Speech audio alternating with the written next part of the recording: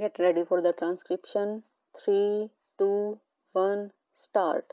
The Honorable Member who has just spoken has dealt with certain wider questions which appear to me to go beyond the scope of present bill, which is a short bill before the House. The House will remember that when this commission was appointed, they were entrusted with two tasks. One was to examine the whole income tax procedure and suggest ways and means to avoid or prevent evasion in future. Secondly, they were to examine specific cases which were referred to them. What the Honorable Member has been saying really refer to the first part, that is the wider question. As has been stated, I believe in the statement of objects and reasons we have received from the Income Tax Investigation Commission recommendations on this wider issue, and they will no doubt come up before the House in the form of a measure, and the House will then have full opportunities of considering them, adding to them, or altering them so that we might evolve a proper procedure. The sole question before the House now is what to do with the inquiry part of Commission's work with regard to certain cases that were referred to them. Now, I would beg the House to remember that this is not a roving inquiry. This inquiry has been confined to a certain number of specific cases referred to them up to a certain date.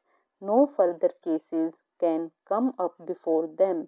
Apart from that, a fair number of all the cases that have been referred to them has been disposed of, and a large number still remains, and this bill is limited to those particular cases and none other. It does not affect the larger issue, and obviously the larger issue cannot be considered in the form of amendments to this particular bill, which is meant to give an opportunity to the Commission of Inquiry to complete its task in those specific cases which have been entrusted to it. This matter would normally, of course, have been dealt with by my honorable colleague, the Finance Minister. Unfortunately, he is not here, but I should like to inform the House that next only to the Finance Minister, I have taken a great deal of interest in the work of this Commission, more perhaps than any other of my colleagues. Of course, the Finance Minister will be better able to deal with it. I have also been fairly closely connected with the matters in the sense that I have attached great importance to this work, and I have occasionally had talks with the members of the Commission to find out how they were getting on. May I say that the criticism that has been made, I think, yesterday by an honorable member about the rather sorry result of their labors appears to me totally unjustified. I feel their labors have resulted in very substantial and very good results. They have labored under great difficulties, and in spite of that, they have proceeded calmly and steadily with their work in the highest judicial traditions, and the House will remember that the chairman of this commission is one of our most eminent and respected judges of India. We attached great importance to the fact that a commission of this kind must have men of highest ability and integrity, and we are fortunate in finding such a man in Mr. Vardhachari. Anything entrusted to a judge of that high standing with his lifelong experience of the bench is bound to be carried out in a judicial manner. The House can be sure of that.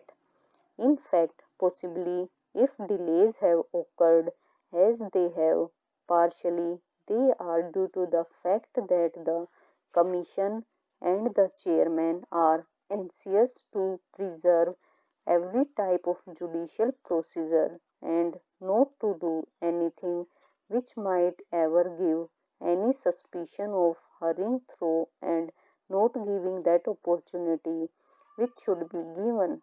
If the House could see the decisions that they have given, they are tremendously long 70, 80, or 100 pages. They have carefully gone through every opportunity and have come to certain decisions. Most of these decisions also, I would like the House to remember, are ultimately by consent. Now, the difficulty in dealing with such matters, though, let us say the income tax department, which is the normal way of dealing with them, has been that they cannot deal with them both judicially and at the same time informally. They have to be formal, their rules govern them, and the people concerned do not like that particular process. They do not welcome it. They do not go there easily unless they are compelled by law to go there. They do come, at least relatively, with this reluctance to this inquiry commission because the inquiry commission can deal with them informally, can come to deal with them informally, can come to terms with them, almost any terms that they consider just and proper, which the income tax department cannot easily do always in this manner.